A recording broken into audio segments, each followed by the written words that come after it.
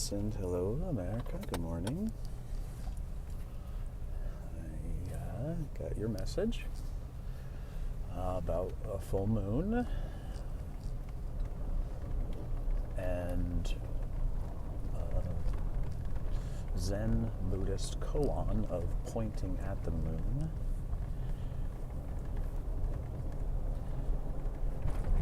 And the story is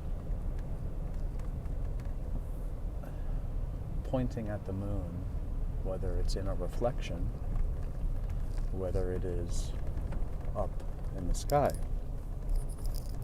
that there is a degree of perspective that is required to be able to identify what it is that we are pointing at. And the lexicon, the dictionary of our vocabulary and our language and use of language and societal understanding of words and their definitions and their meaning. And this is a important thing based on how you are relating and connecting with me. It seems as though there are questions that center ultimately around the definition of words that we are provided and the meaning that is lived. And the Zen koan of pointing at the moon, it's curious as to, how that's coming into your life. I also recognize that there is a full moon in cycle, and it feels like you are attuned to such things and are remembering such stories. And that story is famous enough, and I think it gives a good opportunity for me to give an orientation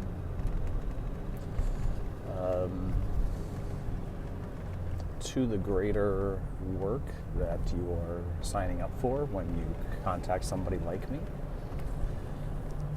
and even the difference between me and somebody else, a licensed professional, a person with degrees, a person with system approval, we'll say. And having been that and am that currently, the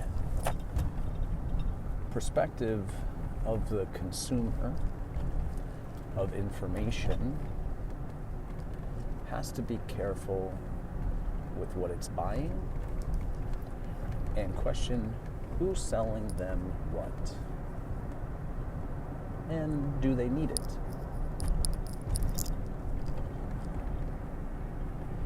In the Zen koan of trusting perspective and or relating to the reality, the ultimate reality that is in front of us, that is the perspectives or the perceptions that we are seeing and trusting and believing in our eyes, and trusting and believing in our hearing.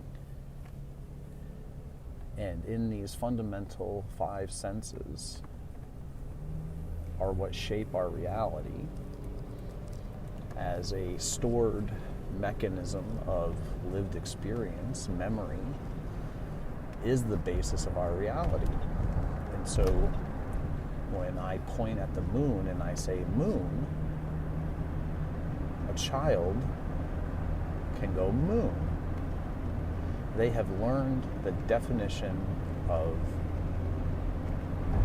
what I have told them the word is for that big floating rock in space and time that moves across the sky with no strings attached.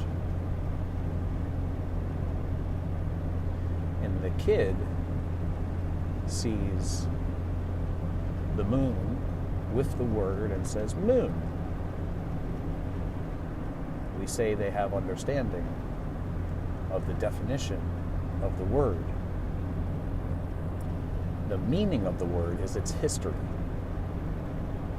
Understanding the context of the moon, how it influences the tides, people's lives, how it revolves, where it came from. The meaning is the story behind the definition of the word.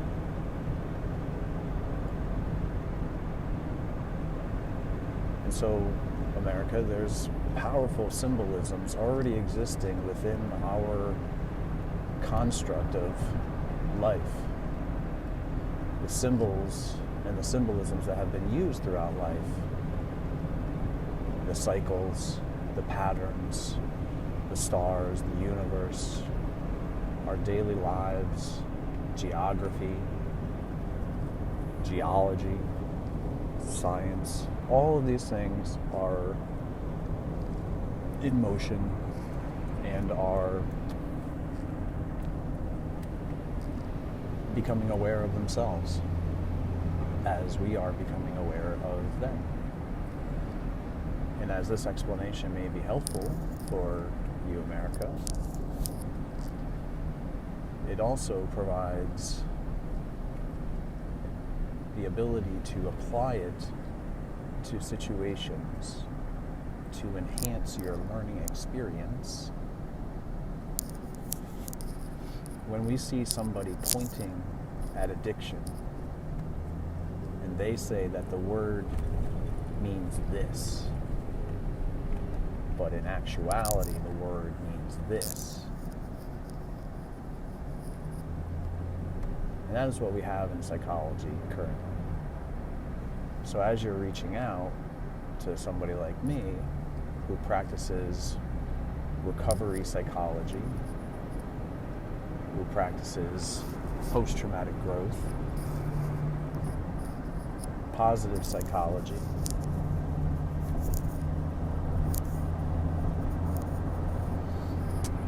and is a practicing recovery advocate and healer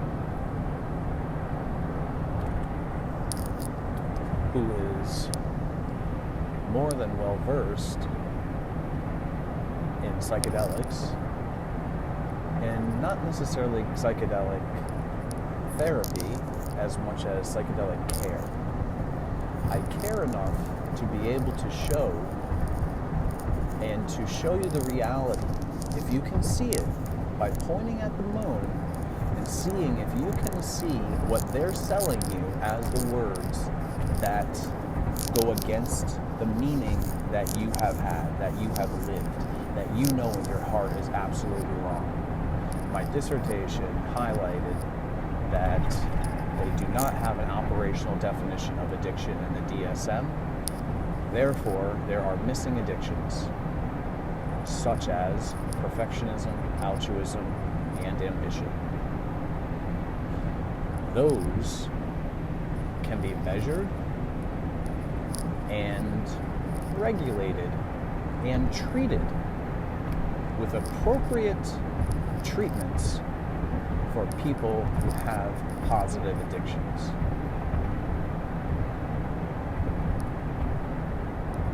Science of psychology is now hard science because we have found, in essence, the biological basis for psychology within the body. The body is the unconscious. The physical body is the psychological unconscious. That is psychological law to us. That is a law of nature. And through the use of the opioid system, pointed out in 1984 by Bessel van der Kolk in a paper on being addicted to trauma. We might as well say drama as well, Because the drama of not accepting the answer of the meaning of the definitions that I use, and to not have your own, means that you are in a position of listening and learning. Whether you accept it or not has more to do with you psychologically and or professionally than it has to do with me not understanding, being morally be a result of a moral failing. And there is a legitimate argument that I have made for PTSD to be quantified within addiction because the drug use is traumatic to the psyche that is the body that is unaware that they're about to go on a ride, and they may not be unconsciously consenting to this. And our approach is to be able to offer reasonings for that and to get unconscious informed consent before we tell our truth. Because the truth that lies within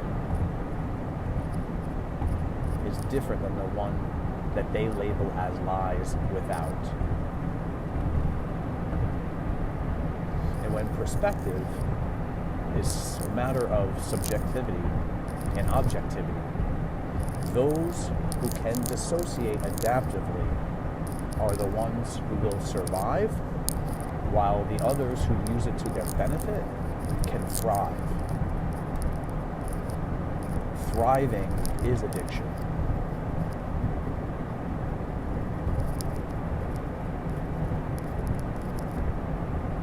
Therefore, when pointing at the full moon and coming into your own of a realization of the words that you use have been defined by somebody else, and if your lived experience goes against their knowledge of, or the definition of what they're selling you, or the meaning of the words that they are saying, don't match up with the definition that you hold as your lived experience, then you are in a conflict with yourself, because a part of you is aware of it and a part of you isn't.